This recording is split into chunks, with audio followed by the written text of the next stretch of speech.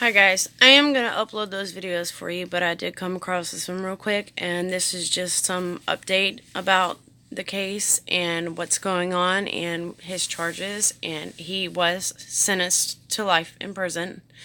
I do believe so. I'm pretty positive he was. But this is a video of the news, just explaining the situation and his charges and everything, so let's take a look at it. This afternoon, my office filed formal charges against Christopher Lee Watts. Tonight, a bombshell twist in the case against Christopher Watts, accused of killing his pregnant wife and 2 daughters. In a newly released affidavit, Watts saying it was his now deceased wife, Shann'ons, who murdered 3-year-old Celeste and 4-year-old Bella. It is a new twist in this type of case for the accused to sort of start spinning plates as far as what happened. Documents revealing that Watts claimed to have talked to his wife about marital separation that morning and later found her actively strangling one of their daughters while the other laid sprawled out on her bed and blew. The affidavit claims he then went into a rage and ultimately strangled Shann'ons to death. If his story would end up being true, obviously a jury is going to look very favorably, and probably a judge too, as to what happened. This news coming after a slew of charges against the Are Colorado you kidding me? father. He already admitted it. Consider the death penalty. Way too early to have that conversation. They seemed like the picture of suburban I will say this, and I think I have said it before. I'm not one to believe in the death penalty, I guess because I have a good heart. I don't believe that killing him is going to make it any better. Him going to jail isn't going to make it any better, but that, he deserves to rot in jail for life for what he did.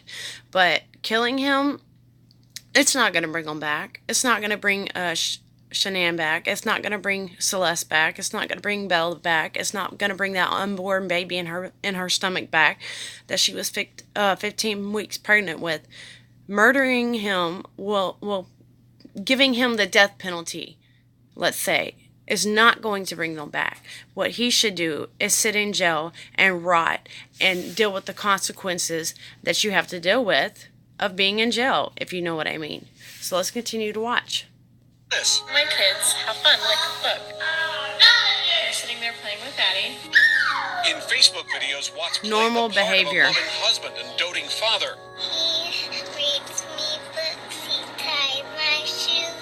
But behind the smiles, perhaps a different story. Those same documents now revealing that Chris was actively involved in an affair with a coworker, something he had previously denied. But according to Shann'ons' friend Nicole Atkinson, the last friend to see her alive, there This were is the signs friend that couple's called the marriage cops was and was straining. at the house that day. The loving Chris that he normally was. He wasn't touching or hugging or doing stuff like that. And he wasn't being as attentive to the girls as he normally is. Did she suspect he might have been cheating? There was speculation, but she didn't want to believe that either, so. All of this a far cry from the portrait of a happy wife on Facebook gushing about her supportive husband. He stuck around. And he stuck around because he was the one for me. And he is amazing. And I can't tell you how wonderful he is. Atkinson had seen So Shann'ons wonderful that he around murdered 2 all of she them, says, right? dropping her off at I home wish she after would have seen the returning from an signs, out-of-town man. business trip. She went inside, turned around and waved at me, and shut the door.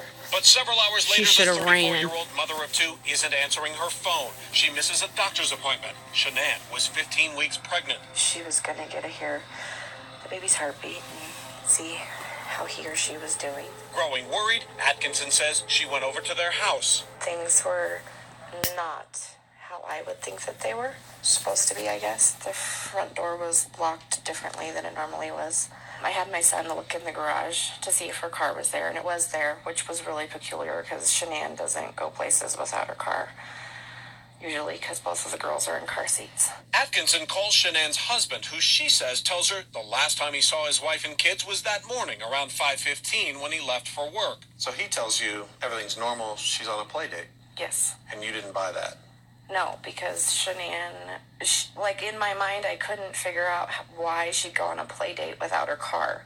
I told you Atkinson she says knew. She tells Watts she's calling the police. She for knew a he was welfare full of check, shit. and that he says he'll meet her at the couple's home. You knew even then his story was not adding up. It wasn't making sense to me. Inside the house, authorities find Shann'ons' purse, phone, and keys, but no other signs of life. The girls' beds weren't made. Shann'on was very OCD. Everything in her house had a place. Everything was labeled. If something was out of the ordinary, it was really out of the ordinary for her. Still hopeful Shann'on and her girls are alive, the entire community jumps into action. Tonight, police issued a missing endangered alert. A pregnant woman and her 2 daughters missing from Frederick. By Tuesday afternoon, Chris Watts is talking to local TV stations. Shann'on, Bella, Celeste, if you're out there, just come back. Like, look at him acting. Acting. Bring her back. Interviews that first evoked sympathy, but on closer examination, suspicion. Watts revealing he and his wife exchanged words the morning she vanished. It wasn't like an argument. We had an emotional conversation, but I'll leave it at that. But I just want them back. His vocal cords are, in my view, constricted. It comes with anxiety and stress. Former FBI agent and ABC News consultant Brad Garrett points to Watts' body language in those interviews. When people look at his arms crossed. Sort of lock their body down and Yep. sometimes start rocking back and forth. Yep, told you. It's a defense mechanism. That Told you. in combination with a number of other things, I think is potentially telling that he's not telling the truth. I told you. These interviews on Tuesday. What did you think of his demeanor overall? Yeah, it was very odd. He just was sitting there waiting for something to happen. The last time I talked to him, he said, "I just want to cry." And I looked at him and said, "Why aren't you?"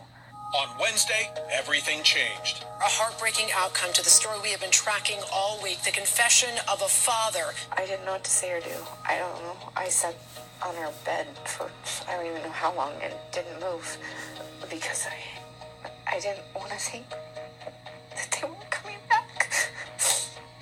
Late Wednesday night, Watts is arrested. By Thursday, police were at the oil fields where Watts used to work and within hours found 3 bodies. Court documents revealed they discovered Shann'on's body in a shallow grave. The bodies of Bella and Celeste found submerged for days in oil tanks. You have the right to counsel. You understand?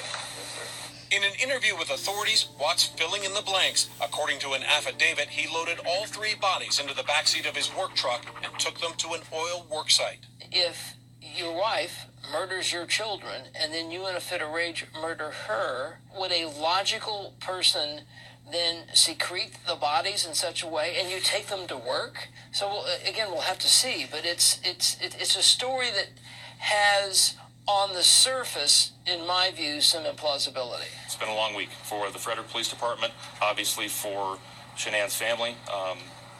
It's been a long week.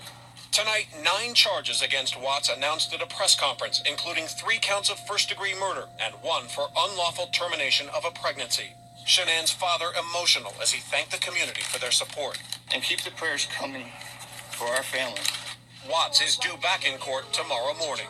I mean, you think back at like the barbecues that you had, the times your kids played together, the time that you spent with them, the places that you went with them, like any little thing that would have even remotely given you the idea that it was even possible. I mean, every couples or families have their issues, but not to where it justifies what was done. For Nightline, I'm Clayton Sandell in Frederick, Colorado.